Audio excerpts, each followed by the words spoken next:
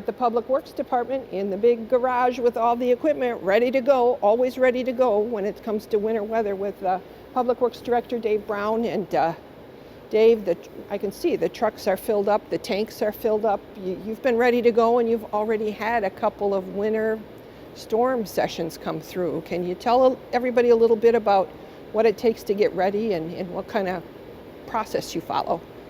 Yeah, we start plenty ahead of the winter season. We make sure that all of our plows are functional. We make sure that we have all of the rock salt necessary and all of our other liquid calcium, beet juice, etc., and all of our liquids that we need to deploy during the storms.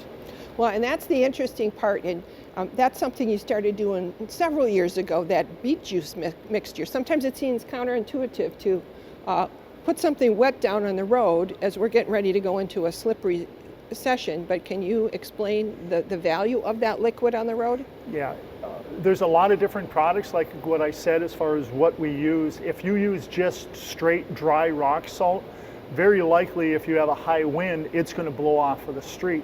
We use beet juice, and we put down beet juice. It's like a molasses, and it will allow the salt to stick on the road, therefore it's more effective.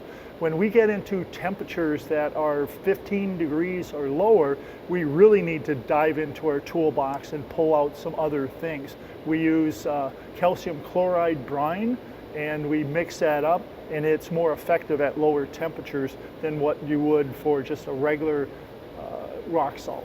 Well, and I know you've said before, you have capability to move tons of snow very quickly. You've got a plan for that, you've got routes, you know how to do all that, and it gets trickier when the temperatures drop, and that's what we're seeing right now as we're going through January and into February, those cold temperatures. Yeah, one of the challenges in our area isn't the volume of snow that we get. We might get 34 inches every year, but what we really deal with, we're right at that freeze-thaw point where during the day, everything melts, and then at night it freezes. So a lot of our operations are actually happening when people are either at work or at night. Okay. And that isn't anything like a change in the weather, as in like a storm didn't come through. You just have to send the crews back out because of that freeze-thaw pattern that we get over and over all winter long. And we're standing in front of a truck. You can see the brine, that's a brine tank, am I right on that? So that's what you fill up with the liquids, and then it comes out the bottom?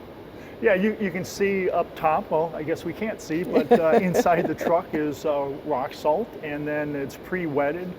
You have this to add to it, and then between the mixture of it, we can make it a hotter mix or a regular mix, depending how cold the temperatures are going to be. So you guys over at Public Works, a little bit of chemist in you too.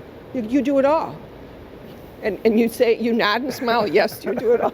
So, well, and I know that one of the things you like to remind people is we do have an ordinance, but it's also just the courtesy of it all.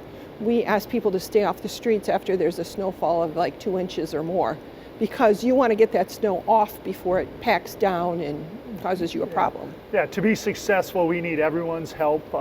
Residents are very good in terms of parking in their driveway when there's a 2-inch snowstorm. If you know that we're out plowing, if they're not on the road, it makes our life easier. It certainly makes their life easier, because if their car is parked there, we certainly can't take care of the roadway, and then that's left and we have to come back a second time, and that's inconvenient for both of us. I think in terms of what I recommend is, if you're shoveling and you know that it's going to be a long duration storm, we're going to be out multiple times, and unfortunately that means you have to shovel more times. We don't mean to do that. It's just whenever it falls, that's when we have to deploy our forces and work with that. If you're shoveling, I would look at which way the plows go, and I would put the snow on the downside of where we're plowing, so therefore we're not taking that and dropping it right back into your driveway. I think that's very helpful. I think during garbage day, it's especially challenging when people put their totes within their driveway rather than in the roadway. Then it's easier for us to help provide that service. We also have other people we rely on, right? So we have James Martin Associates. There's 106 different cul-de-sacs that they help us with, and they deploy. It means we have a smaller workforce for the rest of the year, so that's beneficial for our residents. Also, we rely on other agencies. If you look at Route 60, Route 21, Route 45, those are state routes. If you go to Butterfield Road, that's a county route. They all manage their own roadways. We support one another, but their primary responsibility is with those different entities. So everybody's working together, but your primary focus, it's on streets in Vernon Hills.